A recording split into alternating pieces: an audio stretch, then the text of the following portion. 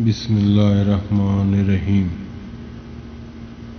اے ہمارے باپ، ہم سب دوڑنے لگے اور ایک دوسرے سے بازی لے جانے کی کوشش میں لگ گئے اور چھوٹے بھائی یوسف کو اپنے سامان و اسباب کے پاس چھوڑ دیا، اور ہم لوگ ان کی طرف سے کچھ دیر غفلت میں پڑ گئے۔ اتنے میں کوئی بھیڑیا ان کی طرف آ نکلا اور یوسف کو اکیلا اور بچہ سمجھ کر اس پر حملہ کر دیا اور پھر اس کو کھا لیا، اور ہم لوگ یہ سمجھ رہے ہیں کہ آپ ہمارے کیے ہوئے عذر کو باور نہیں کریں گے، اگرچہ ہم سب سچ کہہ رہے ہیں۔ اسی رات کو وہ کرتا بھی جو بکری کے خون سے آلودہ کیا تھا حضرت یعقوب کو پیش کر دیا، اور پھر کہنے لگے بعد ان میں سے کہ اے باپ، ہم بکریوں کے گلے میں گئے تھے اور یوسف کو سامان کے پاس چھوڑ دیا تھا۔ ناگہان بھیڑیا اس طرف آ گیا اور یوسف کو کھا گیا، اور ہمارے باپ ہم کو معلوم ہے کہ ہماری بات کو نہیں مانیں گے بلکہ تکذیب کریں گے، اگرچہ ہم ہزاروں طریقوں پر سچ کہیں، لیکن پھر بھی آپ ہماری بات کا یقین نہیں کریں گے۔ پھر ان لوگوں نے یوسف کا کرتا جو خون آلود تھا نکال کر دکھایا۔ حضرت یعقوب علیہ السلام نے اس بات پر قطعاً یقین نہیں کیا اور متفکر ہو گئے۔ اللہ قرآن مجید میں فرماتا ہے، اور حضرت یوسف کے کرتے پر لہو لگا کر جھوٹ موٹ لائے۔ پس حضرت یعقوب علیہ السلام نے جب اس خون آلود کرتے کو دیکھا اور غور کیا کہ یہ کرتا خون آلود تو بے شک ہے، لیکن کہیں سے پھٹا ہوا نہیں، آخر یہ کیا بات ہے؟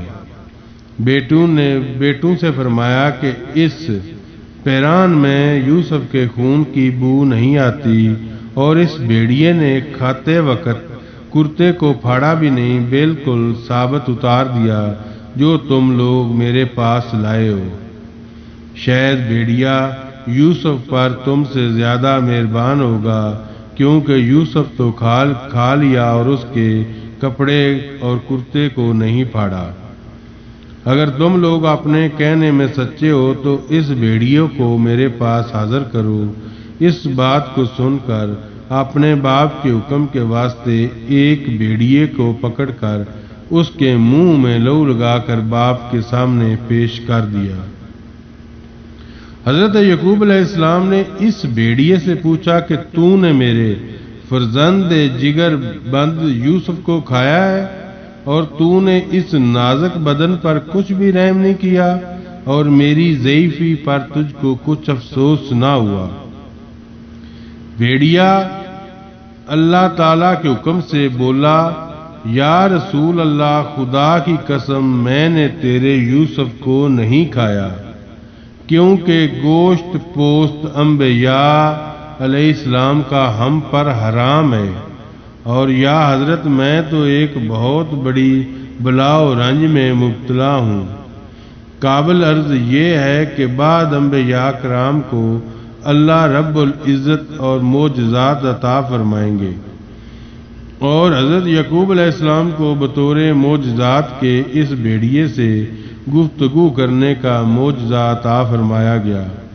اس بھیڑیے نے جو کہ یوسف کے بھائیوں نے اپنے باپ کے پاس لہو لگا کر حاضر کیا تھا، وہ کہنے لگا، میرا ایک بھائی تھا، چند روز ہوئے مجھ سے جدا ہو کر کہیں نکل گیا، میں اس کی تلاش کے واسطے نکلا ہوں، اور بے وجہ گردش کے، جس کو آج تقریباً 3 دن ہو رہے ہیں، کھانا پینا بھی نہیں کھایا، پیاسا بھوکا دوڑتا ہوا 3 میل کی راہ سے شب گزشتہ کو اس صحرا میں آ پہنچا ہوں 3 فرسنگ سے۔ آج صبح صاحبزادوں نے مجھے پکڑ کر میرے منہ میں بکری کا لہو لگا کر آپ کے حضور پیش کر دیا، اور میں یہ سمجھتا ہوں، اگرچہ چگلی درست نہیں مگر بسبب بے گناہی کے، حضور آپ کی پیغمبری کے لحاظ سے جو باتیں کے سچ تھی وہ میں نے آپ کے سامنے عرض کر دی، بس آپ مالک ہے۔ حضرت یعقوب علیہ السلام نے جب یہ باتیں اس سے سنی تو فرمانے لگے کہ بھیڑیا سچ کہتا ہے، پھر حضرت یعقوب علیہ السلام نے اس بھیڑیے کو اپنے پاس سے کھانا کھلا کر اس کو رخصت کر دیا اور اپنے بیٹوں کو فرما دیا کہ میں نے یوسف کو خدا پر سونپا اور اپنے رب العالمین سے صبر مانگتا ہوں، جیسا کہ اللہ تعالیٰ نے قرآن مجید میں فرمایا۔ اور کہا، حضرت یعقوب علیہ السلام نے کوئی بھی ٹھیک بات تم نے ہم کو نہیں بتائی جس پر تمہارے دل خود گواہ ہے، لہذا میں صبر جمیل اور اللہ تعالیٰ کی مدد مانگتا ہوں اس بات پر جو تم مجھ سے آ کر بتاتے ہو، یعنی کہ کرتے پر لوک لگانا ان کا بالکل جھوٹ ہے۔ اس کے بعد حضرت یعقوب علیہ السلام نے ایک بیت الاحزان بنایا اور اسی میں اللہ تعالیٰ کی عبادت کرنے کے لیے جا بیٹھے، اور شب و روز فراق یوسف میں روتے روتے ان کی آنکھیں بھی جاتی رہیں، یعنی وہ اس قدر یوسف علیہ السلام کے واسطے روئے کہ نابینا ہو گئے۔ اسی جگہ حضرت یعقوب کے پاس ایک روز حضرت جبرائیل علیہ السلام تشریف لائے۔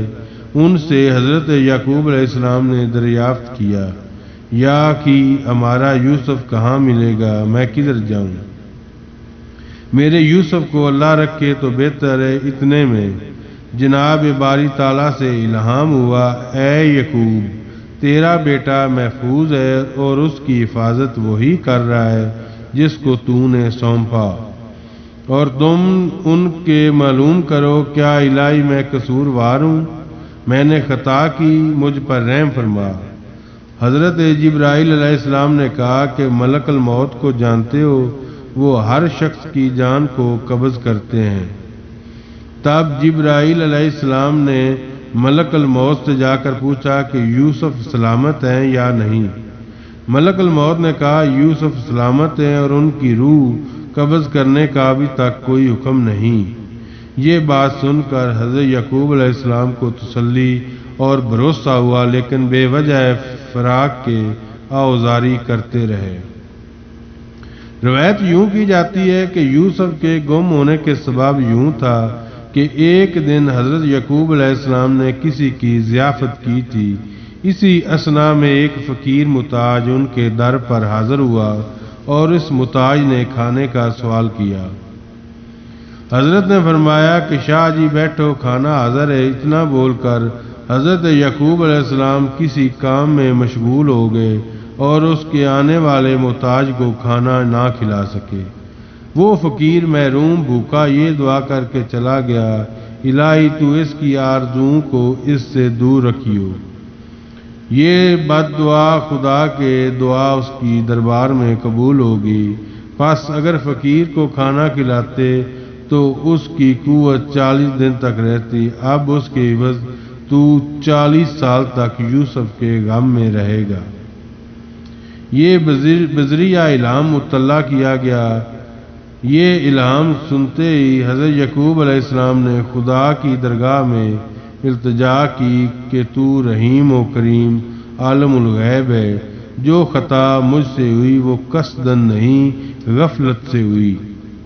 یہ التجا دربار الہی میں حضرت یعقوب علیہ السلام کر ہی رہے تھے کہ فوراً جبرائیل علیہ السلام حاضر ہوئے اور فرمایا، اے یعقوب، تم پر جو رنج گزرا ہے اس سے اس بات کو سوچنا چاہیے تاکہ بندوں کو علم ہو، خدا جو چاہتا ہے وہ کرتا ہے، اس کے کام میں کسی کو دخل نہیں۔ مروی ہے کہ جب یوسف علیہ السلام کے بھائیوں نے ان کے بدن سے کپڑے اتار کر ننگا کر کے انہیں کنویں میں ڈالا، اسی وقت امر الہی سے حضرت جبرائیل علیہ السلام نے پیران حریر کا جنت سے لا کر انہیں پہنا دیا، اور وہ پیران خلیل اللہ کا تھا جس کی برکت سے آتش نمرود ان پر گلزار ہوئی تھی، اور حضرت ابراہیم خلیل اللہ نے نجات پائی تھی۔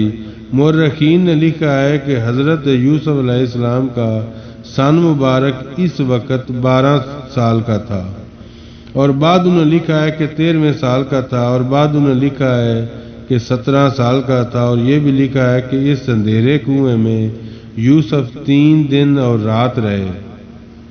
اتفاقاً مرضی خود الہی سے ایک قافلہ سوداگروں کا مدین سے اسباب و تجارت کا مصر کو لے جا رہا تھا۔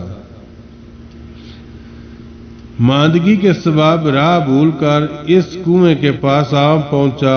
اس جگہ کی آب و ہوا خوشگوار پا کر منزل کی، لیکن وہ کنواں سانپ بچھوؤں سے پر اور شہر کی آبادی سے دور تھا، اور پانی بھی اس کا تلخ اور شور تھا۔ مگر حضرت کے گرنے سے اس کا پانی شیریں ہو گیا، اور سوداگروں کے سردار کا نام مالک زگر تھا، اور بشیرہ نام کا ایک غلام تھا۔ وہ بے غرض پانی اس کنویں پر آیا اور پانی کے واسطے اس کنویں میں ڈول ڈالا۔ تب حضرت جبرائیل علیہ السلام نے خدا کے حکم سے آ کر کہا، اے یوسف، تم اس ڈول میں بیٹھ جاؤ۔ جب اس غلام نے ڈول کھینچ کر اٹھایا، دیکھا کہ ایک لڑکا نہایت حسین و خوبصورت اس میں بیٹھا ہے۔ اس نے دیکھ کر کہا، ہم نے تو ایسا اور اتنا خوبصورت لڑکا کبھی نہیں دیکھا، اور نہ اس وقت اس کا کوئی ثانی ہے۔ حدیث شریف میں آیا کہ حق تعالیٰ نے جملہ حسن کو 2 حصوں میں تقسیم کیا۔ ایک حصہ یوسف علیہ السلام کو بخشا اور دوسرا حصہ سارے جہان کو۔ سوداگروں نے جب اس کی صاحب و جمال و کمال صورت دیکھی تو وہ پوچھنے لگے، تم کون ہو؟ بنی آدم ہو یا فرشتے؟ وہ بولے، میں نسل آدم سے ہوں، اور ان کے بھائی بھی اسی وقت سب کے سب کنویں کے کنارے پر تھے۔ یہ شور و غل سن کر ان کے پاس آئے۔ یوسف کو انہوں نے دیکھا، تب وہ بولے کہ یہ غلام ہمارے گھر کا ہے۔ مارے ڈر کے گھر سے بھاگ کر اس کنویں میں آ گرا ہے۔ حضرت یوسف نے جب جھوٹی بکواس سنی تو چاہ کچھ بولیں۔ ان کے بھائی شمعون نے عربی زبان میں کہا کہ تم ان سے کچھ کہو گے تو جان سے مار ڈالوں گا۔ پھر حضرت یوسف علیہ السلام نے خوف کی وجہ سے ان سے کچھ نہ کہا۔ مالک بن زگر نے ان کو سوداگروں کے قافلے میں جا کر چھپا دیا۔ لوگوں نے اپنے سردار سے پوچھا کہ یہ کون ہے اور کہاں سے آئے ہیں؟ پھر لوگوں نے حضرت یوسف سے پوچھا کہ تم ہی بتاؤ، تم کون شخص ہو اور کہاں سے آئے ہو؟ سردار نے سوداگروں کو جواب دیا کہ بہت قیمتی متاع ہے۔ دوسرے دن ان کے بھائیوں نے ان سوداگروں سے جا کر کہا، اس غلام کو ہم بیچیں گے۔ مالک بن زگر نے کہا، اس کو خرید لوں گا، لیکن اس وقت میرے پاس 18 درہم مصر کے ہیں، اور وہ درہم خرید و فروخت میں چلتے بھی نہیں۔ تم اگر چاہو تو لے لو۔ پس اس قافلے کے سردار نے وہ درہم ان کے حوالے کیے، اور ایک لطف یہ کہ مصر کے 2 درہم ہم کنان کے 1 درہم کے برابر ہیں، اور اس حساب سے کنان کے صرف 9 درہم ہوتے ہیں۔ حضرت یوسف کو اسی قیمت پر بیچا، اور ان کے بھائیوں کی غرض یہ تھی کہ کس طرح سے باپ کی نظروں سے دور کر ڈالیں، ورنہ وہ محتاج نہ تھے۔ اللہ قرآن مجید میں فرماتا ہے، اور بیچ آئے اس کو ناقص مول میں، یعنی گنتی کے چونیوں میں، اور وہ یوسف سے بیزار ہو رہے تھے۔ اور دوسرا قول یہ ہے کہ اگلے دن حضرت یوسف علیہ السلام کے سب بھائی اس کنویں پر گئے اور حضرت یوسف کو قافلے میں پایا تو یہ سب بھائی کہنے لگے، یہ ہمارا غلام ہے اور ہم اس کو بیچنا چاہتے ہیں، کیونکہ یہ ہم سے بھاگتا رہتا ہے۔ اگر تم اسے خریدنا چاہو تو خرید سکتے ہو۔ قافلے والوں نے کہا، ہم تو اس کو 18 درہم میں خرید سکتے ہیں، اگر تم کو منظور ہو تو ہمارے ہاتھ بیچ دو اور یہ 18 درہم ہم سے لے لو۔ چنانچہ سب بھائیوں نے مشورہ کر کے یوسف کو قافلے والوں کو 18 درہم میں دے دیا۔ پھر وہ درہم انہوں نے آپس میں بانٹ لیے، اور ایک بھائی نے اپنا حصہ نہ لیا۔ پھر یوسف کو آگے جا کر مصر میں قافلے والوں نے بیچا، لیکن اللہ تعالیٰ نے صرف ایک مرتبہ بیچنا صریحاً بیان فرمایا، اور پھر پردہ پوشی کے لیے دوسری مرتبہ نہیں فرمایا۔ لیکن اشارے سے معلوم ہوتا ہے کہ سستے مول تو پہلی مرتبہ ہی بیچا گیا اور وعد کی گئی ہے کہ مہلوک ہونے کا یوسف کے سبب یہ تھا کہ ایک دن حضرت یوسف نے آئینے میں اپنے جمال کو دیکھ کر کہا تھا اگر میں غلام ہوتا تو کوئی شخص میری قیمت نہیں دے سکتا تھا۔ حضرت یوسف کے حسن و جمال کا یہ عالم تھا کہ بے وجہ لطافت و نزاکت جو چیز بھی کھاتے گلے سے اترتی ہوئی نظر آتی تھی۔ جب یہ حسن و جمال اپنا دیکھا تو فخر سے کہا اگر میں غلام ہوتا تو کوئی شخص میری قیمت نہیں دے سکتا۔ جب اپنے دل میں یہ تصور کیا تو باری تعالیٰ کو ناپسند ہوا۔ اسی کی پاداش میں ان پر عتاب آیا اور ان کو بتایا گیا کہ اے یوسف تم نے بڑی شیخی کی بات کی۔ ایسی بات کہنا نبی کی شان سے بعید ہے۔ نبی میں غرور و فخر نہیں ہوتا، وہ تو اپنے فرض منصبی کے بجا لانے میں ہمہ تن مصروف رہتا ہے تاکہ مخلوق خدا کو ہدایت ہو۔ اور اے یوسف تم نے تو فخر یہاں تک کیا کہ اپنی صورت آئینے میں دیکھ کر خود ہی اپنی قیمت ٹھہرائی، اور تم نے اپنے حقیقی مصور کی طرف کچھ بھی خیال نہ کیا، اور یہ اسی کا نتیجہ ہے جو تو نے فخر کیا کہ دیکھ اب تجھ کو کیسا غلام بناتا ہوں اور کتنی معمولی قیمت پر فروخت کرواتا ہوں تاکہ لوگ دیکھیں ایسی صورت اور اتنی تھوڑی قیمت پر فروخت ہو رہی ہے۔ دوسرا سبب یہ ہے کہ سلطنت مصر کی ان کی تقدیر میں لکھی جا چکی تھی، اور یہ دنیا کا دستوری اصول ہے کہ جب تک کسی کی خدمت نہ کرے اس وقت تک ان کے خادموں کی قدر وہ کیا جانے، پھر وہی خادم کسی وقت مخدوم کہلاتا ہے۔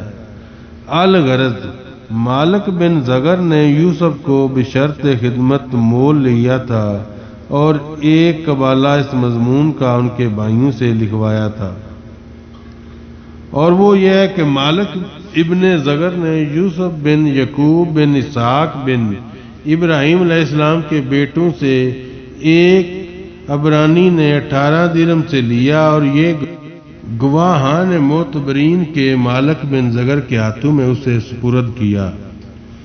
اس کے بعد مالک بن زغر نے حضرت یوسف کے پاؤں میں بیڑی ڈال کر اونٹ پر سوار کیا اور ایک موٹا پشمینہ اڑا کر چل دیا۔ کچھ دور جانے کے بعد جب راستے میں یوسف کی والدہ محترمہ کی قبر آئی تو وہ اونٹ کو روک کر اتر پڑے اور اپنی ماں کی قبر کی زیارت کی اور قبر سے چمٹ کر رونے لگے اور کہتے رہے یا امی، بھائیوں نے مجھ پر بے وجہ حسد کے بہت ظلم کیا ہے اور اس قافلے والوں کے ہاتھ بیچ دیا، اور مجھے ان قافلے والوں نے زنجیروں بیڑیوں سے جکڑ دیا ہے، اور باپ کی خدمت وطن اور تمہاری زیارت سے مجھے محروم کر دیا ہے۔ اتنا عرصہ میں قافلہ سوداگروں کا تھوڑی دور وہاں سے نکل چکا تھا۔ ایک شخص اسی قافلے سے پیچھے دوڑا ہوا آیا اور وہ آ کر بولا ارے تو اب تک یہاں ہے، سچ ہے تو واقعی بگوڑا معلوم ہوتا ہے۔ اور یہ کہہ کر اس شخص نے حضرت یوسف علیہ السلام کو ایک ایسا تمانچہ مارا کہ اس وقت حضرت یوسف علیہ السلام کی آنکھوں کے سامنے اندھیرا سا چھا گیا۔ یہ حالات دیکھ کر حضرت یوسف نے اسی وقت آسمان کی طرف نگاہ کی اور رو رو کر کہنے لگے خدایا ان ظالموں کے شر سے مجھے بچا، یہ تکلیف میں برداشت نہیں کر سکتا جو مجھ پر گزر رہی ہیں۔ میرے خدا یہ تجھ کو خوب معلوم ہے کہ میں بے قصور ہوں۔ پھر اس کے بعد حضرت یوسف اسی قافلے میں جا ملے۔ یہ الفاظ اللہ رب العزت نے حضرت یوسف علیہ السلام کے قبول فرمائے اور فوراً ایک ابر محیب جس میں ہوا بھی سخت تیز تھی اور ان پر برسنے لگا، اور اس ابر میں بجلی کی کڑک و دمک بہت تیز تھی، اور ابر ان پر اتنا شدید برسا کہ وہ سارا کاروان ہلاک ہو گیا، اور جو کچھ ان میں سے بچے وہ آپس میں کہنے لگے دیکھو تو کس کے گناہ سے ہم اس آفت ناگہانی میں مبتلا ہوئے۔ وہ جس نے حضرت کو تمانچہ مارا تھا ابھی مرا نہ تھا، وہ بولا کہ میں نے گناہ کیا ہے۔ جس گھڑی میں نے اس غلام کو تمانچہ مارا تھا تو یہ غلام آسمان کی طرف منہ کر کے کچھ بول رہا تھا، اور بعد اس کے فوراً ہی یہ بلائے ناگہانی آن پہنچی۔ یہ سنتے ہی سب جو باقی بچے تھے حضرت یوسف کے پاس جا کر اپنی تقصیر کی معافی مانگی۔